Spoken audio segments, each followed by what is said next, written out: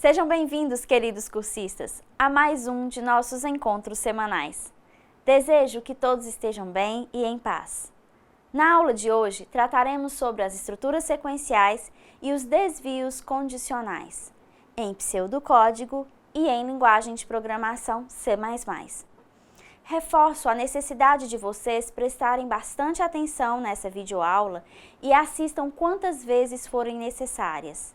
Participem dos fóruns de discussão e dediquem-se, pois o sucesso da disciplina depende de todos os envolvidos nessa etapa de conhecimento. O primeiro conceito que estudaremos é o conceito de algoritmo. Segundo Ana Fernanda Ascencio, algoritmo é a descrição de uma sequência de passos que deve ser seguida para a realização de uma tarefa.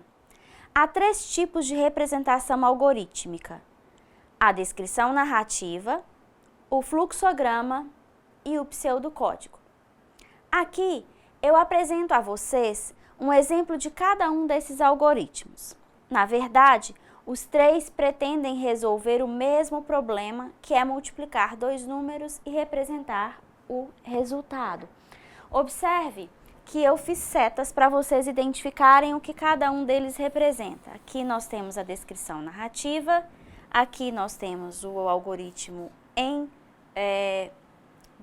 aqui é pseudocódigo, tá? Nesse é pseudocódigo e nesse aqui nós temos um fluxograma para vocês identificarem e reconhecerem cada um desses algoritmos. Observem que essa sequência de passos para realizar uma tarefa pode ser representada de diversas maneiras e, mesmo assim, alcançarão o mesmo objetivo. O objetivo desses algoritmos, mesmo sendo de forma diferente, mesmo sendo feito de formas distintas, eles vão alcançar o mesmo objetivo, a mesma proposta que foi definida. Desses três algoritmos que eu apresentei para vocês, o pseudocódigo é o tipo de algoritmo mais utilizado para fins de organizar essa sequência de passos a serem seguidas para desenvolver um código em linguagem de programação. Isso porque os outros dois tipos, eles não são claros em apresentar qual tipo de instrução deve ser realizada para cumprir a tarefa. Como o pseudocódigo, ele se aproxima bem mais das descrições utilizadas na linguagem de programação, é por isso que utilizaremos, principalmente para fins acadêmicos. Bem, para que vocês compreendam de modo mais simples o que é um algoritmo, vamos fazer analogias com o mundo real. Quando compramos uma massa de bolo, no pacote vem instruções de preparo. Isso é um algoritmo. Uma sequência de passos bem definidos para a realização de uma tarefa. E a tarefa aqui é preparar o bolo. Quando nós compramos um móvel pela internet, vem o produto todo desmontado e junto vem um manual de instruções para a montagem. Esse manual é um algoritmo. O manual de instruções de uma máquina de lavar roupas é um algoritmo, assim como tantos outros que nós podemos citar.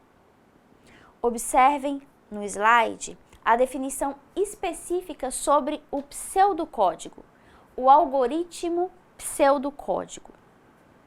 Um pseudocódigo consiste em analisar um enunciado e descrever por meio de regras pré-definidas os passos a serem seguidos para a resolução de um problema. A estrutura básica de um algoritmo em pseudocódigo consiste em definir o nome do algoritmo e apresentar a lista de variáveis. Então, observem que nós temos o algoritmo e colocamos aqui o nome do algoritmo. Então, nós temos um nome só para facilitar. Por exemplo, no início nós tínhamos a multiplicação de dois números. Então, aqui poderia ser algoritmo multiplica ou multiplicar dois números. As variáveis que vocês se recordam em aulas anteriores sobre o que é uma variável. Então, nós dizemos que vamos fazer a chamada de variáveis aqui e aqui colocamos a nossa lista de variáveis. No caso da multiplicação de dois números, aqui seria a multiplicação, número 1, número 2. ou todas as variáveis que nós quiséssemos utilizar. Início, o bloco de comandos e o fim. É muito importante vocês saberem que aqui nesse bloco de comandos é que nós colocamos a descrição de nossas tarefas. Então, por exemplo, nós temos o primeiro número, então vamos ler o primeiro número.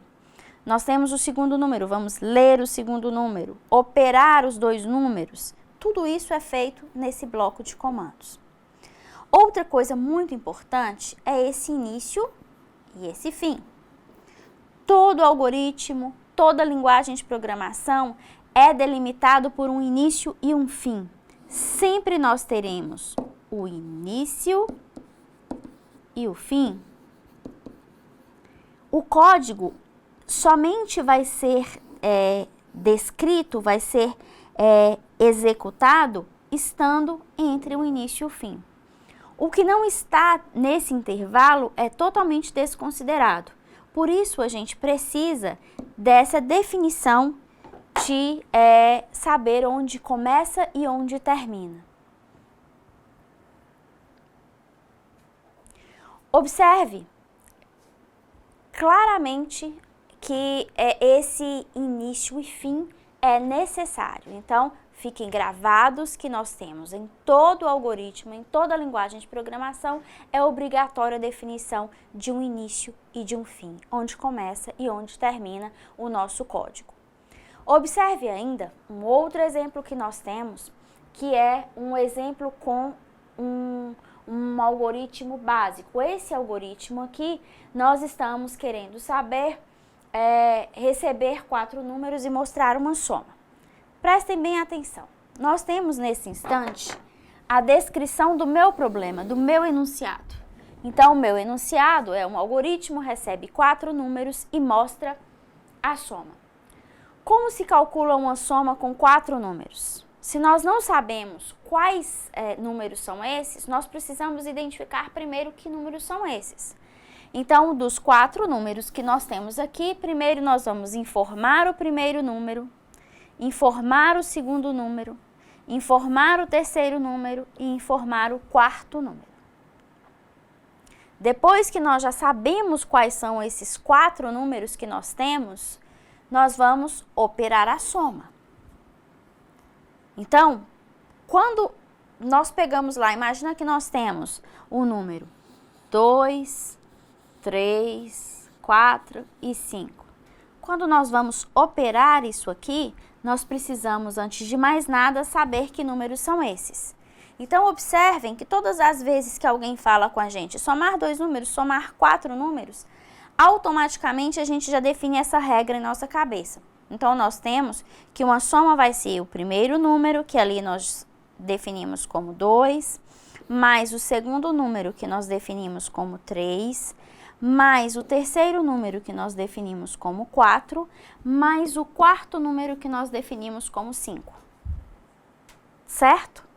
Então, nós temos uma soma igual 2 mais 3, 5, mais 4, 9, mais 5, 14. Logo, aqui em soma, nós teremos armazenado o resultado da nossa soma, que é 14. A lógica ficou muito clara na nossa cabeça, certo? Então, observem agora como é que a gente pode dar continuidade nesse processo. Este é um exemplo básico de algoritmo em descrição narrativa. No exemplo que foi dado a vocês, nós descrevemos o problema e o modo como resolvê-lo, utilizando a linguagem natural. Eu expliquei para vocês de uma forma simples, naturalmente. Essa é uma descrição narrativa. Aqui é como se eu explicasse a vocês o como realizar uma soma, como se vocês nunca tivessem realizado tal operação. Quando vocês estiverem montando um algoritmo, vocês devem lembrarem-se que vocês precisam se colocar no lugar da máquina e não do usuário. Precisam descrever os passos que a máquina deve seguir para obter a soma, que é o caso desse exemplo que eu passei.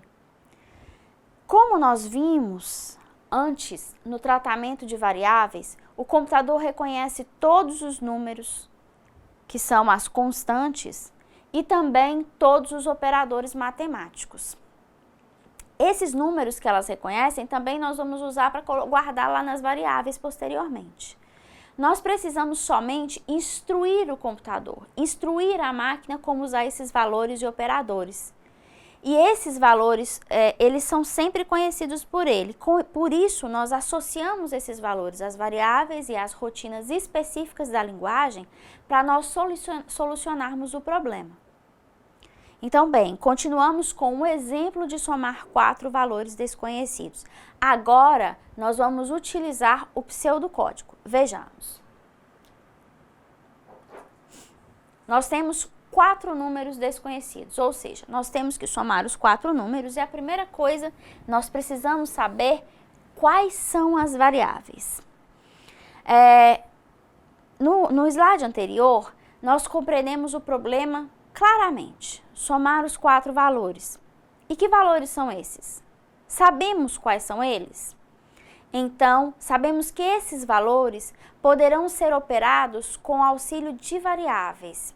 E para compreender que variáveis são essas, sabendo que são 4 valores aleatórios, eu defini aqui para vocês 4 caixinhas. Então, nessas caixinhas, aqui, caixinhas abertas, eu estou sugerindo que são variáveis. E essas variáveis receberão valores aleatórios. Então, eu tenho a caixinha de soma, a caixinha de N1, caixinha de N2, a caixinha de N3 e a caixinha de N4 aqui. Bom, então precisamos saber quais são as variáveis, como eu disse antes. Então, nós temos que somar o primeiro número, mais o segundo número, mais o terceiro número, mais o quarto número, para obter a nossa soma. Se nós sabemos que essa é a regra básica de definirmos as variáveis, nós precisamos construir os identificadores, construir o nome dessas variáveis, como vocês já sabem. Então, a forma mais correta, eu não posso criar uma variável que chama segundo número, nem primeiro número. Então, eu defini aqui que primeiro número eu vou chamar de N1. O segundo número eu vou chamar de N2. O terceiro número eu vou chamar de N3 e o quarto número eu vou chamar de N4.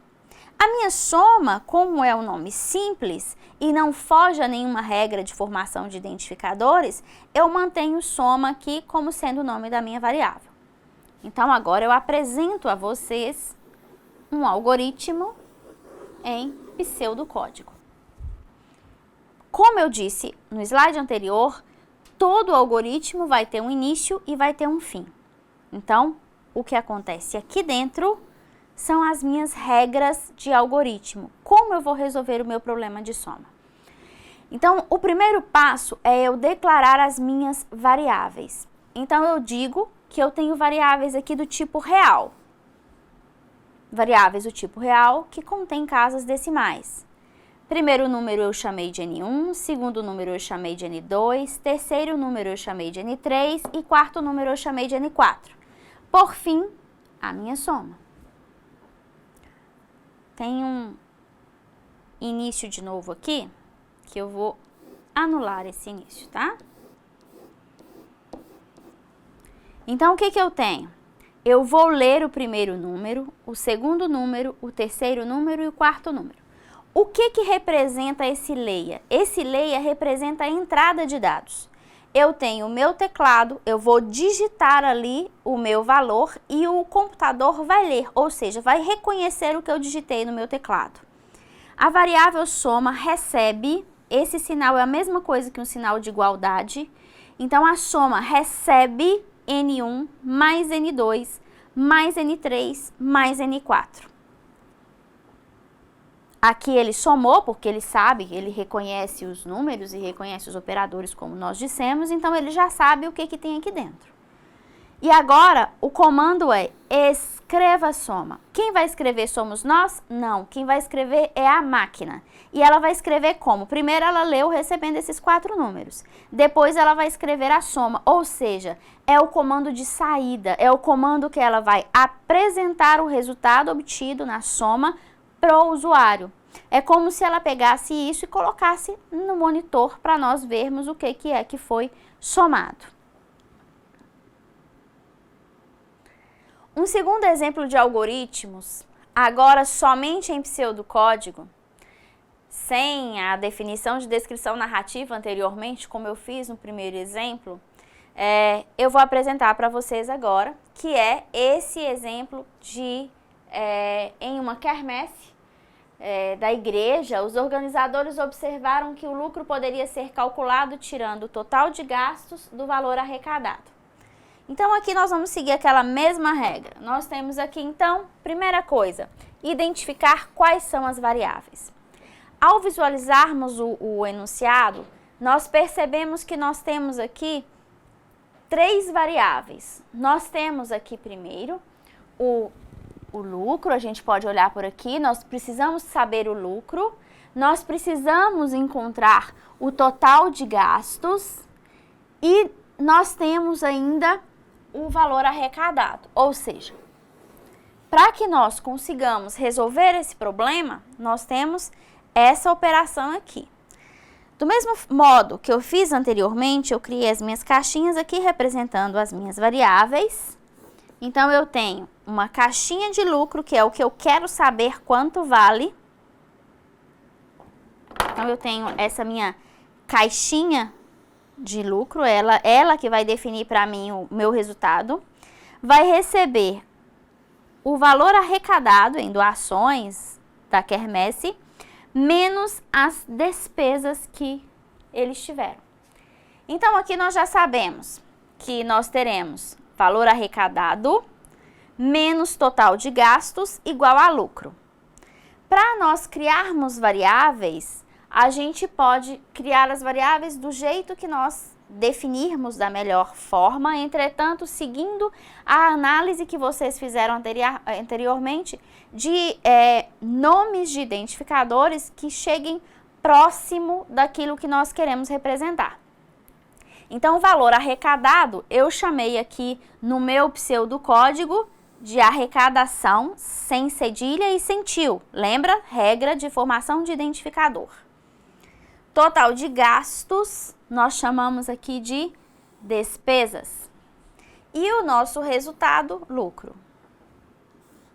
Por que nós tratamos isso aqui como sendo do tipo real? Nós tratamos isso como sendo do tipo real porque leva aqui casas decimais por ser um valor monetário. Então, valor monetário a gente sempre vai usar tipo real.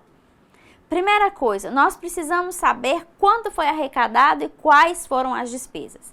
Então, entrada de dados, o comando leia. Eu vou ler, então, o valor arrecadado e vou ler também as despesas. A nossa operação vai ser, então, lucro recebe, que é o mesmo que a igualdade, como eu apresentei para vocês já, vai ser igual a arrecadação menos despesas.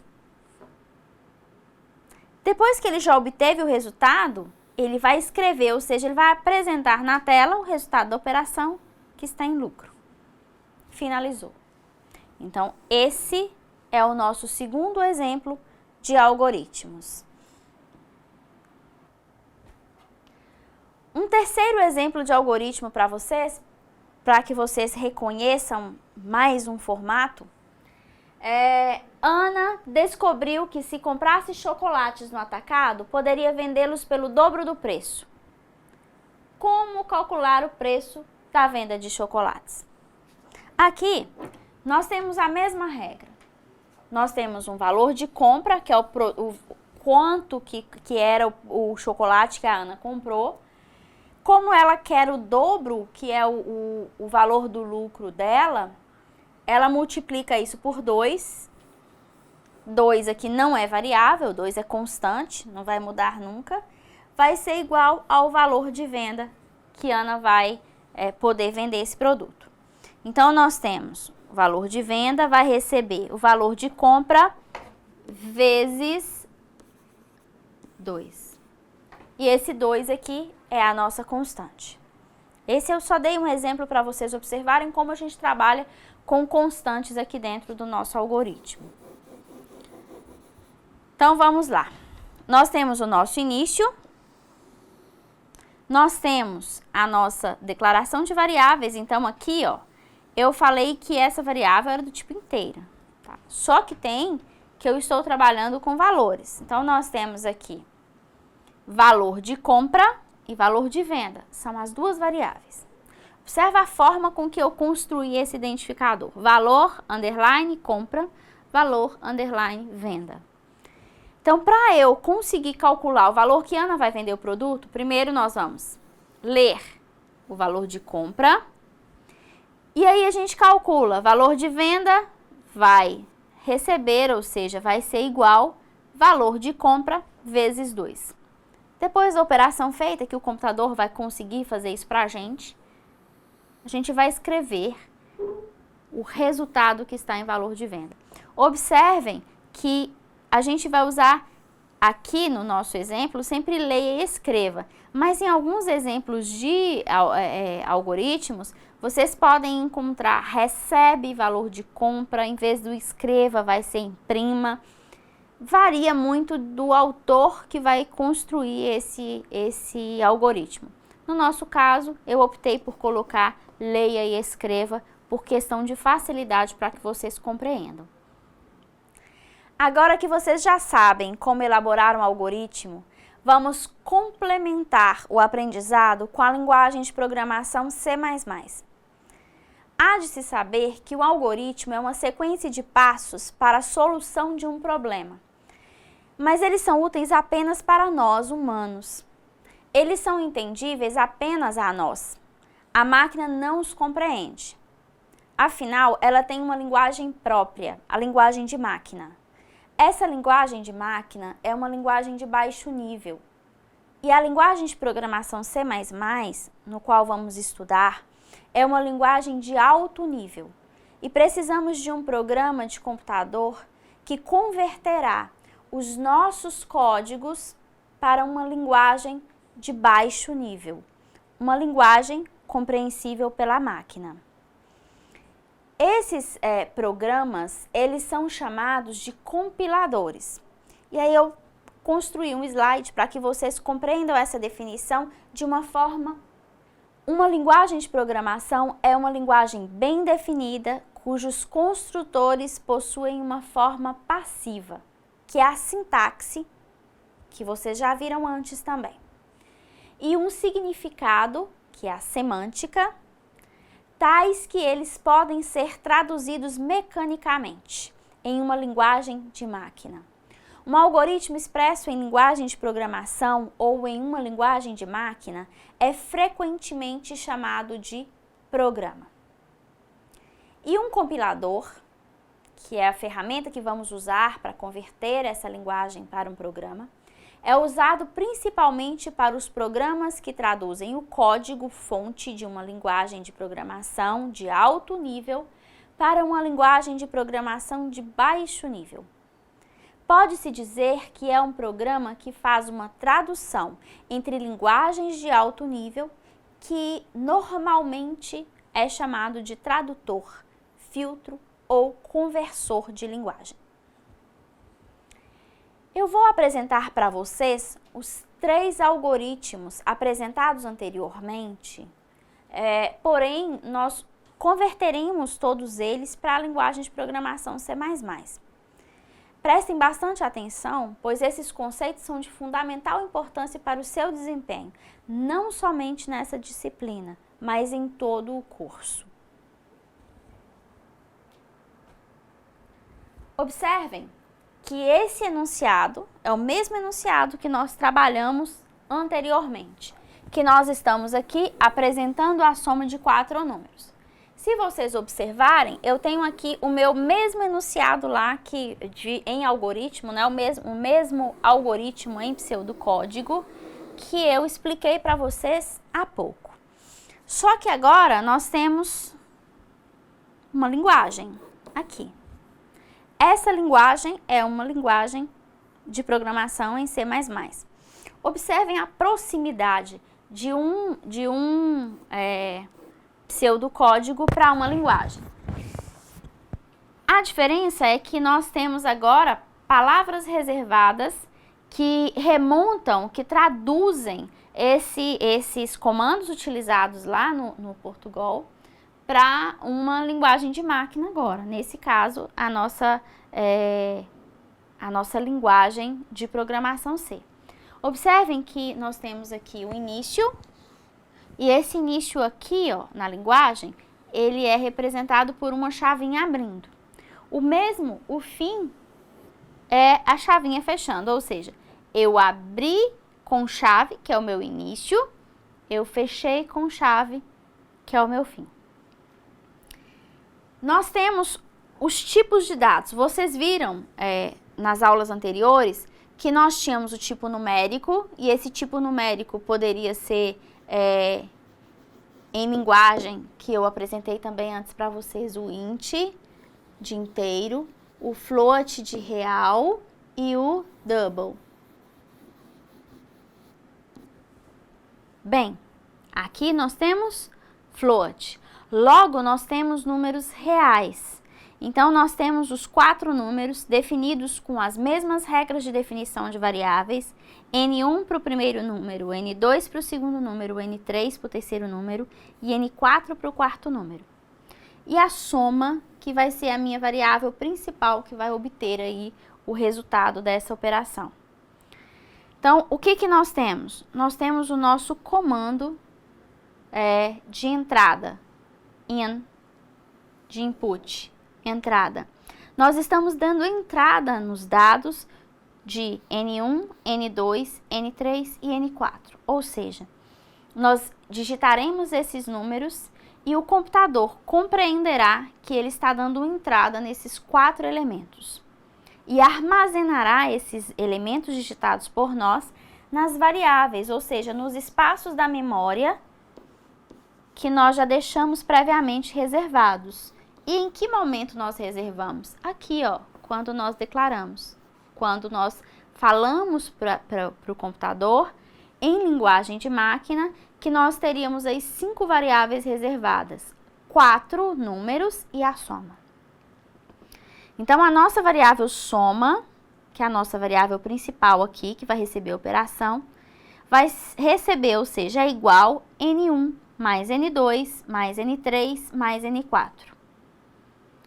Por fim, depois da operação pronta, nós temos aqui o cout, ou seja, out de output, de saída. Então, ele vai imprimir para a gente o que está na variável soma. Esse é o meu exemplo básico. Se nós já vimos a mesma operação em algoritmo, torna-se fácil compreender agora esse elemento.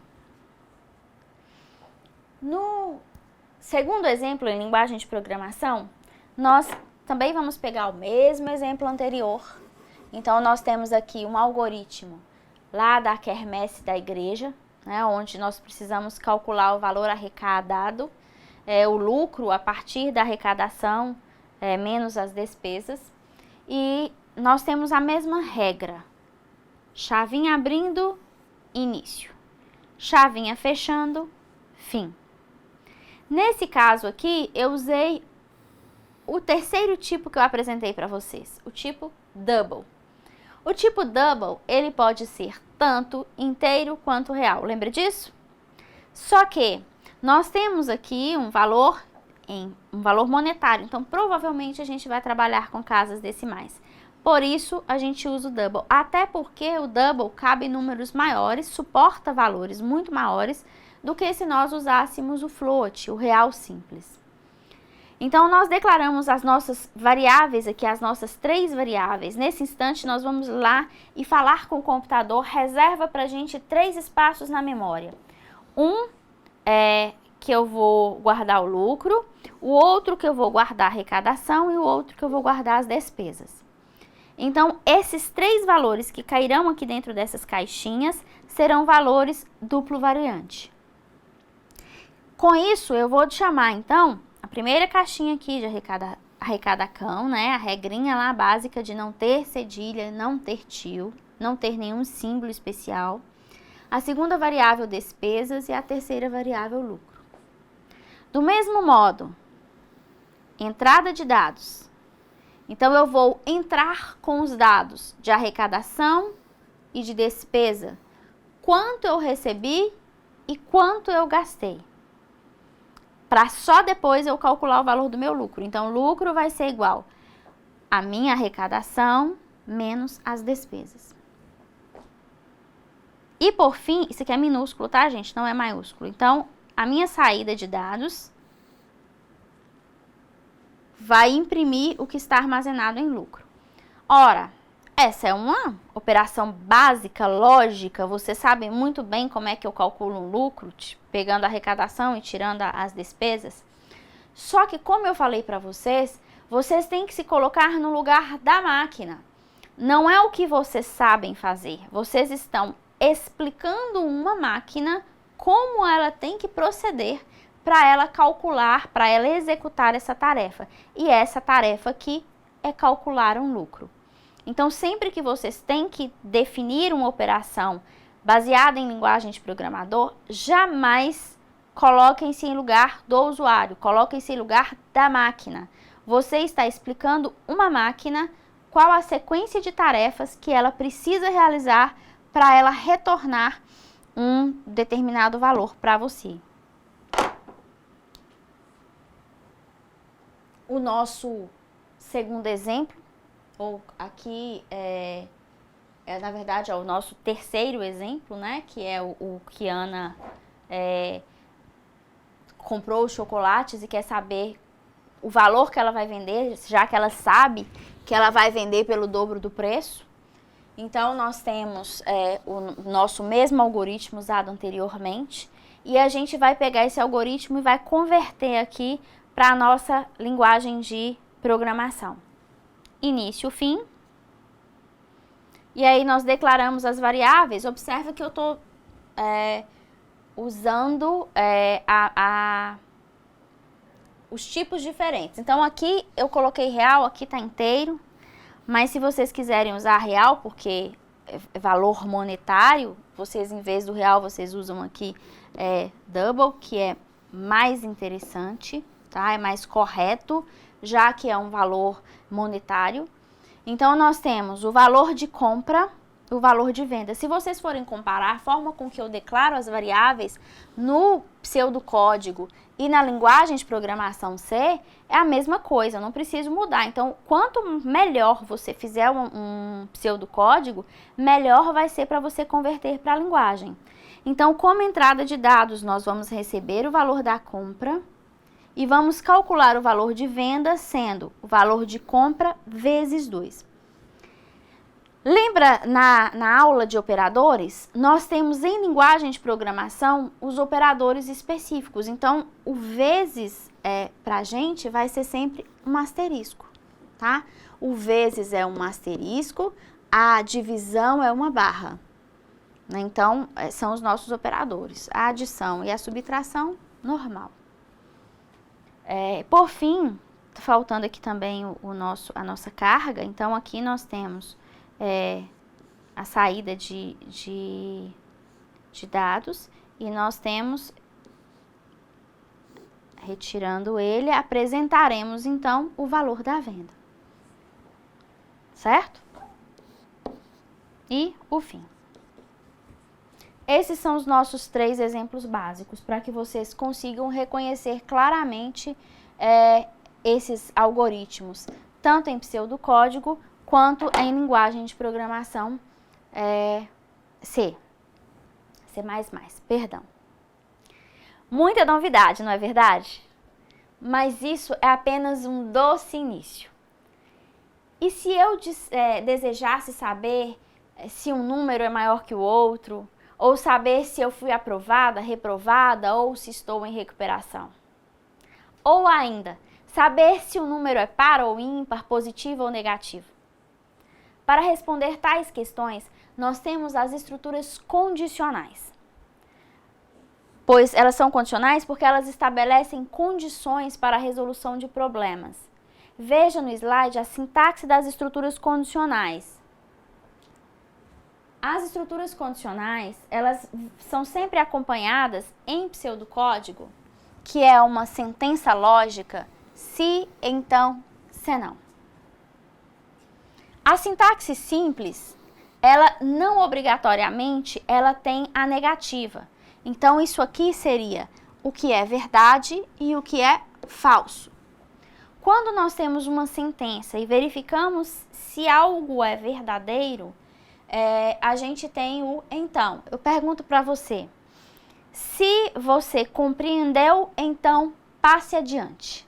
Se não, repita o slide. Imagina que a proposta fosse essa. Então, nesse caso, a sintaxe simples, observe que ela não obriga a apresentação do senão. Então, nós temos se uma condição qualquer, então nós temos o bloco de comandos, as sentenças que nós precisamos utilizar, e aí nós encerramos o se. Nos algoritmos anteriores, eu disse para vocês que todo algoritmo tem um início e tem um fim. As estruturas, nesse caso a nossa estrutura condicional, nós também precisamos saber onde ela começa e onde ela termina. Então, ela vai começar sempre aqui no início do se e vai terminar sempre com um fim se, para eu saber que aquela condição acabou naquele local. O segundo tipo que nós temos é a nossa sintaxe composta. Eu tenho o então e tenho o senão, na mesma condicional. Então, se condição, então eu tenho meu bloco de comandos. Se não, eu tenho outro bloco de comandos. Só depois eu fecho o se. Então, observem nesse caso que eu não apresentei para vocês uma versão se condição, se não. Obrigatoriamente eu tenho que ter o meu então. Eu tenho que ter a minha solução verdadeira. Então, eu posso perguntar para você assim, você é maior de idade? Ter uma opção apenas se você me responder que sim. Senão, ele não vai fazer nada. Nesse caso da sintaxe composta, eu posso perguntar para você assim, se você é maior de idade, então você pode tirar habilitação, uma CNH. Se não, você não pode tirar CNH, por exemplo. Então, eu tenho as duas opções de resposta. Uma opção de resposta para quando a condição for verdadeira e uma opção de resposta para quando ela for falsa. Bom, observe aqui um exemplo de estrutura condicional. Nós vamos verificar se um número é maior que 6. Ou seja, eu estou verificando se um número qualquer é maior que uma constante, que é o 6. Então, primeira coisa, mesma coisa que nós definimos antes. Nós precisamos saber quais são as variáveis daquele problema ali. E a única variável que nós temos é esse número aqui. Então, a nossa variável aqui é o número, que vai ser informado via teclado. O usuário vai digitar para a gente um número qualquer. Em Portugal, em pseudocódigo, nós temos aqui o nosso início e o nosso fim. Até ficou um pouco desconfigurado, porque na verdade a gente tem um recuo de sintaxe, tá? Isso aqui é um pouco mais recuado. Isso aqui fica um pouco mais adiante na sintaxe normal. Então, nós temos aqui um tipo inteiro, que é um número qualquer, nós só temos essa variável, e aí nós vamos verificar se esse número digitado é maior que 6. Os operadores lógicos que nós temos aqui para a nossa condicional, nós temos alguns operadores básicos, e vocês podem conferir na apostila. Nós temos a igualdade, para o algoritmo nós temos igualdade, que para a linguagem C vão ser uma sequência de duas igualdades.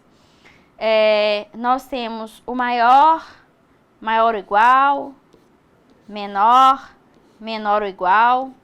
E aí vocês vão conseguir visualizar um conjunto de operadores lógicos ou condicionais que está lá no material impresso de vocês, tá? Eu não posso delongar muito aqui nessa parte, porque eu ainda tenho muito o que explicar. Então, o que é que nós temos? Primeira coisa, vamos verificar se o número é maior que 6. Se for, então, nós vamos escrever, ou seja, vamos mostrar que o número, aqui em vez de número vai aparecer o número que a pessoa digitou, então imagina que fosse 8. O número 8 é maior que 6. Então, observa que isso aqui, ó, é texto, também já expliquei para vocês, tá entre aspas. Então, o que é texto vem dentro de aspas. Como não está dentro do texto, separado por vírgula, ainda isso é a nossa variável, que é essa variável aqui. Se eu tivesse chamado ela de x, seria o número, a variável x é maior que 6. Nesse caso, nós chamamos de número, então por isso que está repetindo. Fim se, ou seja, a condição acabou aqui. Como eu falei para vocês, vocês vão ver mais adiante, isso aqui é recuado, tá? Não é alinhadinho assim, não é retinho com a linha como está. E aí nós finalizamos o nosso algoritmo. Vamos passar agora para a nossa linguagem de programação C. Início, eu até colori para vocês verem, ó, o início está de vermelho, que é o início e o fim do programa. E a condicional está de azul. Então, observa que eu comecei aqui em azul e terminei com a chavinha. Então, vamos lá. Primeiro, eu declarei a minha variável número normal. E o que é se lá, para a linguagem de programação, é um if. Então, esse if é a minha estrutura de condição. Então, eu não preciso dizer então ou se não aqui. Eu preciso somente abrir e fechar na minha chave. Então, eu perguntei, número é maior que 6? Como é o meu primeiro estado e obrigatoriamente eu tenho o estado verdadeiro, né, que é o então, eu não preciso dizer então ou se não. Ele já entende que o primeiro é verdadeiro. Então, o que ele vai fazer? Ele vai imprimir o número, aquele número que eu digitei, que está dentro da variável número, é maior que 6. Fechou a condição aqui e logo fechou o meu programa. Aqui nós temos o nosso segundo exemplo de estrutura condicional. Aqui nós vamos verificar se um número é positivo, negativo ou nulo. Eu não quero saber apenas se o número é positivo. Eu quero saber essas três situações. Se o número for menos 2, ele vai dizer para mim que é negativo, mas eu preciso verificar se ele é positivo, negativo ou nulo. Se eu colocar o 0, ele vai ter que me informar aqui que o 0 é nulo. Então, eu uso a mesma regra lá da minha formação de variáveis, então eu quero saber quais são as variáveis. Logo, eu sei que a minha variável única é o número que o usuário vai digitar. E aí, eu vou fazer o meu algoritmo. Observa aqui, ó, nesse caso aqui, ele ficou indentado certinho, tá vendo que tá recuado aqui, ó? Tá? Mas esse aqui também teria que estar recuado. Então, eu tenho dois cis, um dentro do outro. Primeira coisa, eu comecei o meu enunciado e declarei a minha variável como inteira número. Aí, eu tenho o meu primeiro se, ó. Se número maior que 0, então eu vou escrever que o número que a pessoa digitou é positivo. Se não, eu pergunto de novo. Por que eu pergunto de novo? Eu preciso verificar se esse número, se ele não é positivo, ele é negativo. Mas ali eu tenho uma terceira situação. Eu tenho a situação dele ser nulo. Então, primeiro eu pergunto, o número é positivo? Não. Então, suponhamos que eu diga aqui que eu tenho um número menos 1. Então, eu tenho, na hora de digitar lá, eu disse que eu tenho menos 1. Aí eu pergunto, menos 1 é maior que 0? Não. Isso aqui não é verdade. Não. Se não é verdade, eu pergunto, menos 1 é menor que 0? Então, eu vou escrever que o número menos 1 é negativo. Até aí, tranquilo. Mas suponhamos que eu não tivesse digitado menos 1, eu tivesse digitado 0. Então, a gente vem. Se o número é maior que 0, então, ele é maior que 0? Não, ele é 0. Então, eu não tenho isso. Se não, eu pergunto, 0 é menor que 0? Não, não é menor que 0. Então, ele não é maior que 0 e ele não é menor que 0. Logo, eu vou escrever que esse número é neutro. A lógica aqui é essa, tá? Eu vou explicar isso detalhadamente no próximo slide, para vocês verem. Então, olha aqui. Isso aqui, esse segundo exemplo agora, aqui, nós estamos em linguagem de programação C++. Declaramos, então, número inteiro, isso que não faz parte.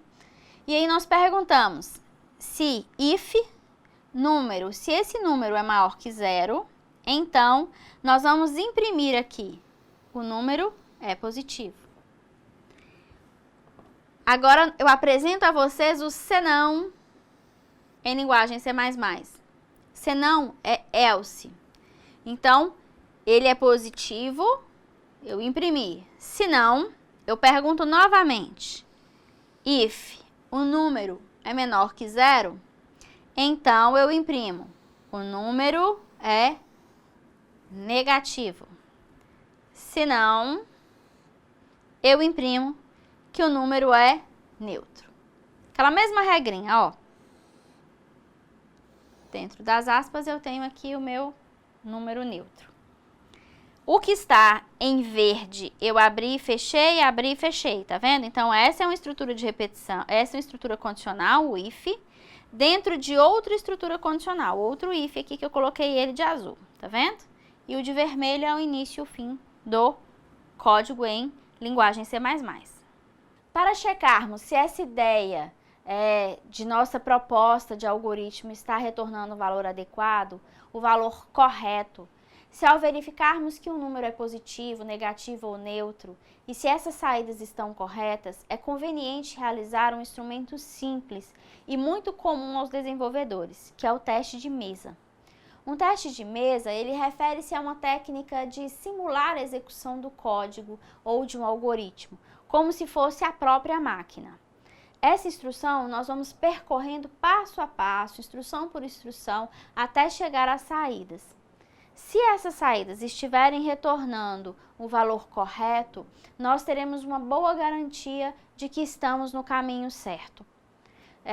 Podem ainda haver problemas, isso não é a garantia de que tudo está perfeito, mas nós estaremos na direção correta. Observem o slide. Esse é o nosso teste de mesa. Mesmo enunciado que nós tínhamos, então nós temos verificando se o número é positivo, negativo ou nulo, né? Então, o mesmo Portugal que nós tínhamos lá, isso pode ser feito tranquilamente com a nossa linguagem C. Então, o que nós temos aqui é o nosso exemplo de que nós temos a telinha do computador e aqui dentro será armazenado o valor que nós temos de número. Então, o primeiro valor que nós digitaremos, nós vamos digitar a nossa primeira opção para a gente ver se está certo. Nós queremos um número positivo. Então, aqui nós vamos tratar de um número positivo. Vou colocar aqui 3. Positivo. Então, eu venho e pergunto se aqui, número maior que 0. Então, eu pergunto, 3 é maior que 0? Isso é verdadeiro, certo? Se isso é verdadeiro, então, o que ele vai imprimir? O número, aí vai sair lá na tela. O número 3 é positivo. Imprimiu isso? Então, tranquilo, fechou. Essa sentença aqui está correta, perfeita. Agora nós vamos fazer a nossa segunda situação. Nós vamos verificar se esse número aqui é negativo. Então, a gente vai pegar um segundo valor para número. Então, o valor de número agora precisa ser negativo. Então, a gente vai pegar um -2. Lembrando que eu não posso saltar isso aqui não, tá? Eu não posso saltar o que eu já testei, não. Para eu verificar se é positivo, eu tenho que voltar do início do meu algoritmo para que eu reconheça. Então, nós vamos vir daqui novamente, ó, início, número, então eu pergunto. A minha pergunta aqui é a seguinte: -2 é maior que 0? Isso aqui é verdadeiro? Não, isso aqui é falso. Se isso é falso, eu não faço isso aqui, essa parte do escreva o número é positivo. Eu venho para o meu senão, porque o senão aqui está referindo que a primeira condição, essa condição, foi falsa. Então, se essa condição aqui foi falsa, eu venho para o meu senão. Então, menos 2 não é maior que zero. Então, eu pergunto aqui, estou aqui nessa sentença. Menos 2 é menor que zero? Sim, menos 2 é menor que zero. Então, isso é verdadeiro. Se é verdadeiro, então eu vou escrever o número menos 2 é negativo.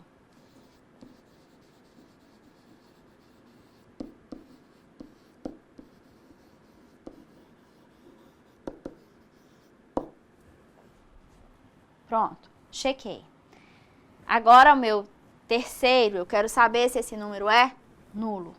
Então, eu preciso colocar aqui dentro de número o zero. Então, eu verifico novamente. Se número é maior que zero, aí eu volto para cá. Vou colocar de outra cor para não fazer bagunça. Então, eu tenho aqui o meu zero.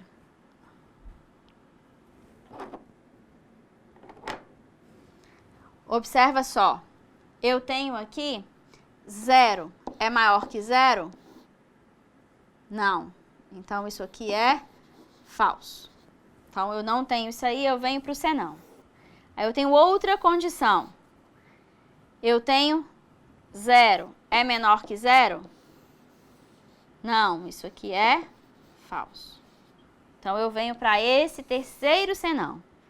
Se ele não é maior, se zero não é maior que zero, e se zero não é menor que zero, logo, a única coisa que me resta é escrever que esse número é, zero, é neutro. Então, eu tenho o número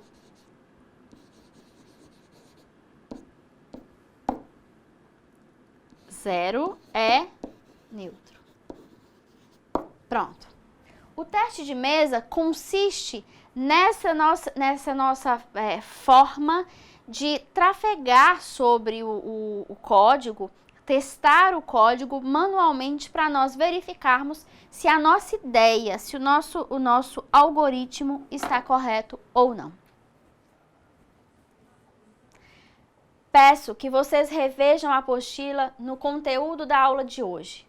Participem do fórum seguindo as instruções das atividades lá solicitadas. Desejo que a aula tenha sido proveitosa. Espero vocês na próxima semana. Fiquem bem e em paz. Tchau!